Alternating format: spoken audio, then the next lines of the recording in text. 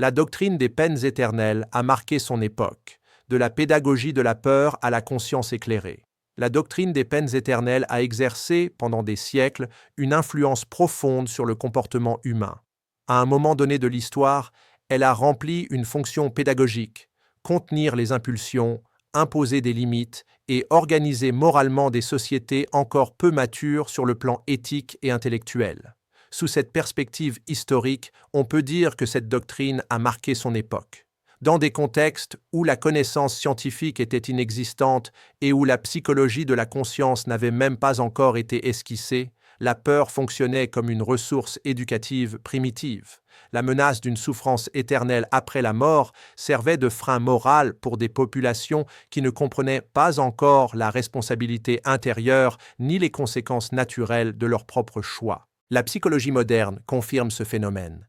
Dans les premiers stades du développement moral, tant individuel que collectif, des règles strictes et des punitions sévères produisent de l'obéissance.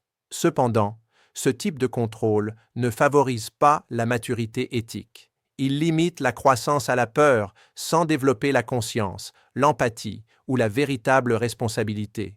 Le spiritisme reconnaît ce rôle historique sans dénigrer les intentions morales du passé. Cependant, il précise que l'humanité évolue et avec elle, ses façons de comprendre la justice, la spiritualité et la vie elle-même. Ce qui était utile à une phase infantile de la conscience collective devient inapproprié lorsque l'être humain commence à questionner, réfléchir et rechercher une cohérence rationnelle.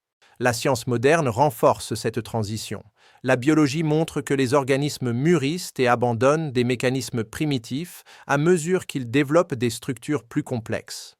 L'histoire de l'humanité révèle le même schéma. Les sociétés évoluent de l'autoritarisme vers des systèmes basés sur la responsabilité, les droits et la conscience éthique. La spiritualité accompagne ce mouvement. La doctrine des peines éternelles entre en conflit avec cette maturité car elle repose sur la stagnation de la conscience. Elle suppose que l'esprit puisse rester figé pour toujours dans un état d'erreur, sans possibilité d'apprentissage. Cela contredit tout ce que nous observons dans la nature, qui pointe constamment vers l'adaptation, la transformation et le progrès. L'espiritisme propose, alors, une spiritualité compatible avec une humanité en maturation. Il remplace la peur par la compréhension, la menace par la responsabilité consciente. Le bien n'est plus pratiqué pour éviter des punitions, mais est vécu par la compréhension des lois naturelles qui régissent la vie et la conscience. Dire que la doctrine des peines éternelles a eu son époque n'est pas la nier historiquement, mais la reconnaître comme un échelon déjà dépassé. L'humanité est maintenant appelée à un niveau plus élevé de compréhension spirituelle, où l'amour, la justice et la possibilité de régénération occupent le centre de l'expérience morale.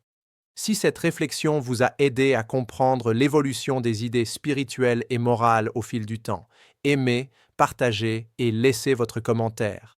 Votre participation aide ce message à atteindre plus de personnes.